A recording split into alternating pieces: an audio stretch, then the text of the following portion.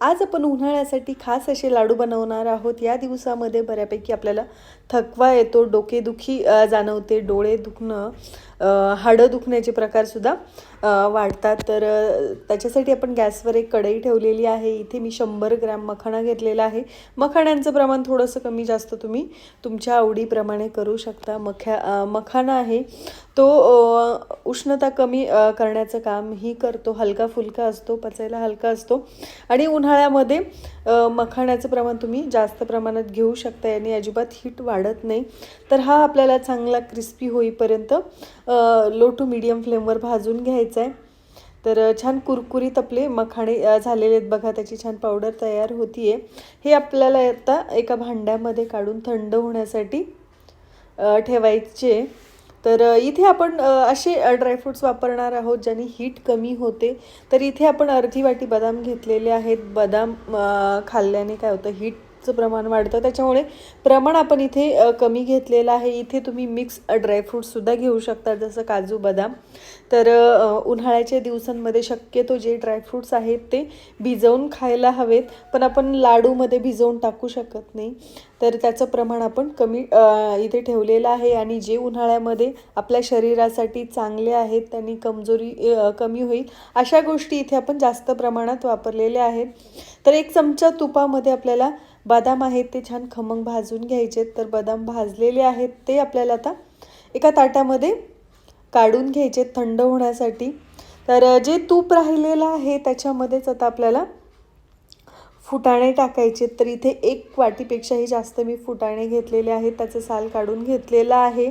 तर फुटाण्यामुळे आपली जी कमजोरी आहे ती कमी होते, भरपूर एनर्जी आपल्याला याच्यामुळे भेटते। तर फुटाणे हे भाजलेलेच असतात, त्याच्यामुळे जास्त आपल्याला भाजण्याची गरज नाही आहे। एक तुपामध्ये हलके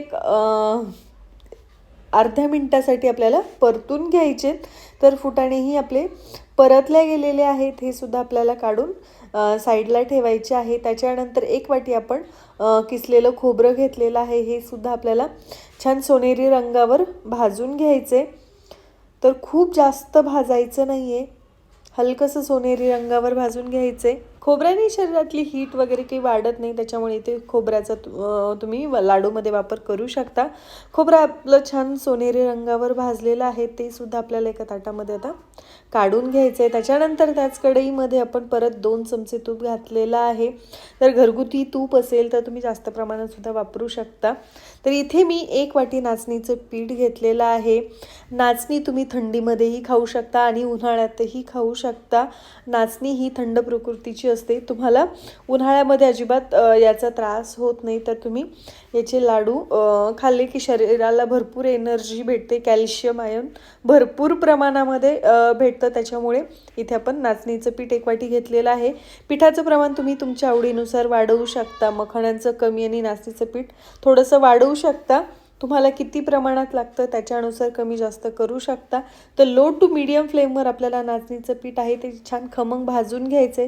तर मी याच्यामध्ये परत 1 चमचाभर तूप टाकून छान भाजून घेतलेलं आहे।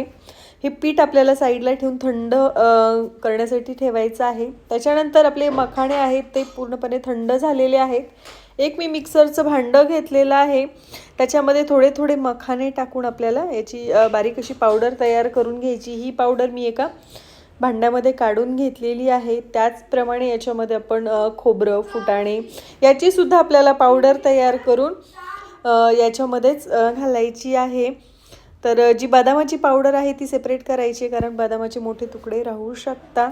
आणि जे नाचणीचं पीठ आहे तेही थंड झाल्यानंतर याच्यामध्ये टाकून आपल्याला सगळं व्यवस्थित मिक्स करून घ्यायचं। सगळी पिठं एकजीव होऊन जातील। याच्यामध्ये तुम्ही वेलची पूडसुद्धा घालू शकता। मी परत कढईमध्ये 2 चमचे इथे तूप घातलेलं आहे आणि इथे 2 वाट्या खजूर घेतलेली आहे। मी खजूर अगोदर स्वच्छ धुतली, त्याच्यानंतर त्याच्यातल्या सगळ्या बिया काढलेल्या आहेत आणि ही आपल्याला 5 ते 6 मिनिटासाठी परतून घ्यायची आहे। खजूर प्रकृतीने थोडीशी उष्ण असते, आपल्या शरीरातली हीट वाढू शकते। तर त्याच्यामुळे तुम्ही इथे थोडंसं अंजीर आणि थोडी खजूरसुद्धा वापरू शकता, किंवा पूर्णपणे खजूर वापरली तरीही काही हरकत नाही आहे। तर खजूर आपल्याला चांगली मऊ करून घ्यायची, एक 5-6 मिनिट आपण परतून घेतली की चांगली मऊसूत होऊन जाते। तर याचा एक छान लगदा तयार झालेला आहे बघा। तर जर तुम्हाला खजूरचं प्रमाण कमी वाटलं तर तुम्ही परत याच्यामध्ये थोडंसं काही खजूर परत घालू शकता. तुम्हाला किती प्रमाणात गोड लाडू हवे त्याच्यानुसार इथे तुम्ही खजूरचं प्रमाण कमी जास्त करू शकता. कारण आपण इथे सगळे जे कोरडे पीठ आहेत, फुटाणे झालं किंवा मग मखाणे झालं, ते थोडेसे ड्राय असतात, तर त्याच्यामुळे इथे खजूरचं प्रमाण थोडंसं जास्त लागू शकतं. जर तुम्हाला जास्त कोरडं वाटलं आणि गोड बरोबर असेल तर थोडंसं 1-2 चमचे तूपसुद्धा तुम्ही घालू शकता, पण एवढी गरज वाटत नाही. तर सुरुवातीला खजूर खूप जास्त गरम असते, त्याच्यामुळे चमच्यानेच आपल्याला मिक्स करून घ्यायचे.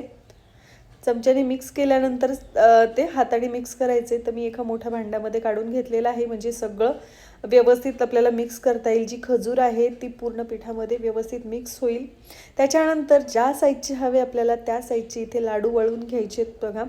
तर मला इथे थोडंसं प्रमाण याचं गोड कमी वाटलं, म्हणून मी परत एक अर्धी वाटी खजूर परतून याच्यामध्ये मिक्स केलेली होती.